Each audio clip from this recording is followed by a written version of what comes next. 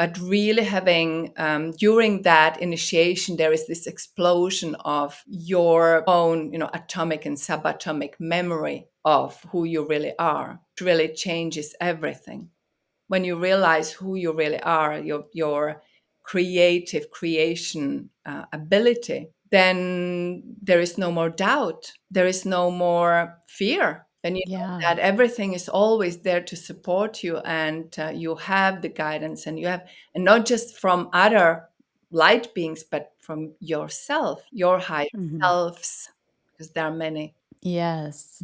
That's fascinating. So let's talk a little bit more about that galactic and cosmic blueprint. So it sounds like there's an initiation process that helps that. Why does that need to be activated? Why isn't that just inherent in a person's experience? Why does it need to be uncovered for somebody? Okay. So what they are saying, it is inherent. We have it encoded. The initiation is needed to connect people with that.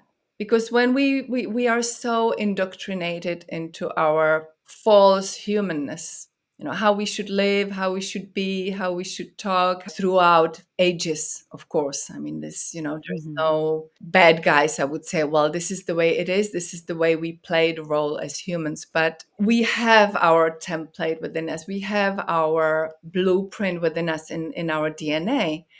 The problem is that it's so clouded, covered by the fear coding, by the mental aspects, the thought patterns, of course, which is there through, run by the ego.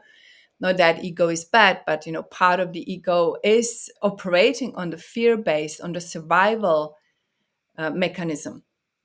And this is clouding the true inherent original blueprint. The ancestral memories as well, the ancestral traumas and karmic trauma memories, they are also encoded in our DNA. So they are also kind of blocking the flow of the energetics which flow through us and normally should be always feeding and connecting our original blueprint with all other parts of ourselves.